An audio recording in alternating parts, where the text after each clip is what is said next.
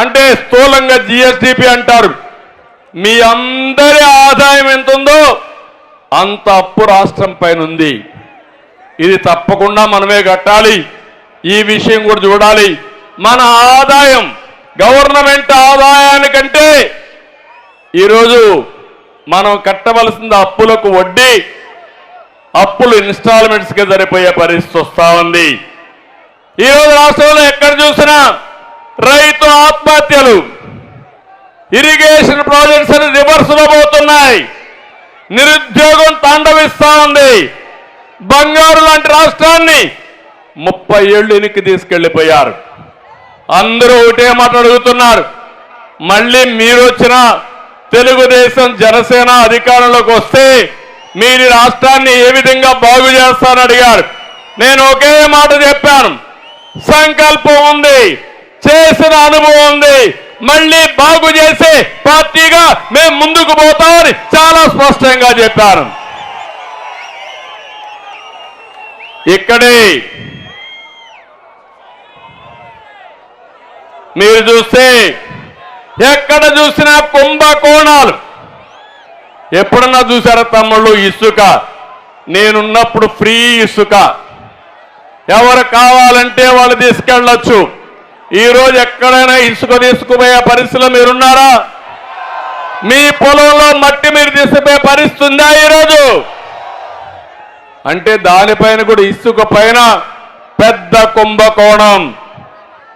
ఒక ట్రాక్టర్ కావాలంటే ఎంత తమ్ముళ్ళు ఇప్పుడు రేటు?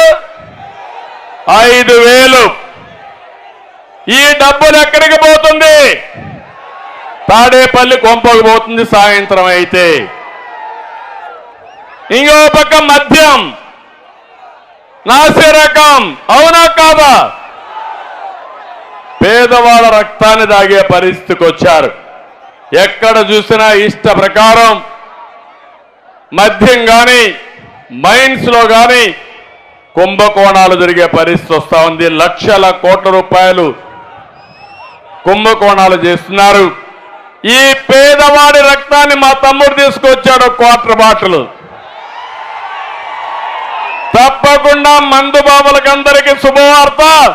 రేట్లు తగ్గిస్తా, నాణ్యమైనటువంటి మద్యం వస్తుంది.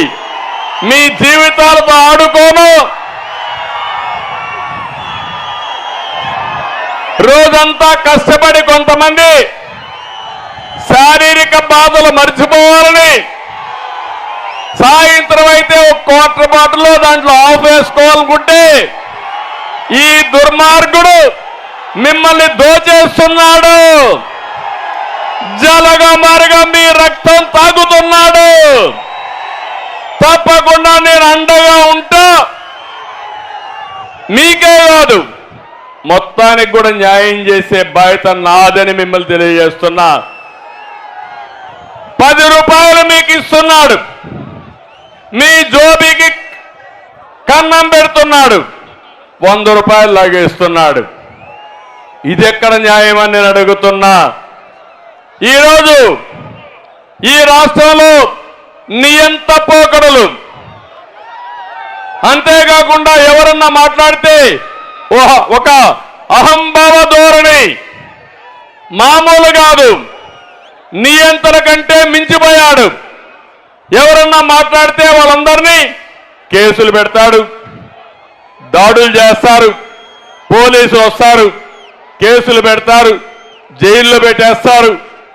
అంటే ఎక్కడికి పోతున్నా నాకైతే అర్థం కాలని 45 ఏళ్ళు రాజకీయం చూశా. ఇంత పనికి రాని పనికి మారిన ముఖ్యమంత్రి బాబా ఆవేదన ఉంది. మీ కష్టాలు చూశాను. ఒక్కొక్క వ్యక్తి పైన 20 కేసులు, 30 కేసులు, 40 కేసులు పెట్టి నానా హింసలు చేసే పరిస్థితికి వచ్చారు.